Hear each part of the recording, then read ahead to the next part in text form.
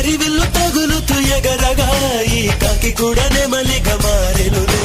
ప్రేమను చెప్పిన క్షణమే అది దేవుని కన్న క్షణమే, కానీ ఎగిరను మనసే. ప్రేమను చెప్పిన క్షణమే అది దేవుని కన్న క్షణమే, కానీ ఎగిరను మనసే. నింగి తగిలిను పదములు రెండు పక్షులాయను వేళ్ళ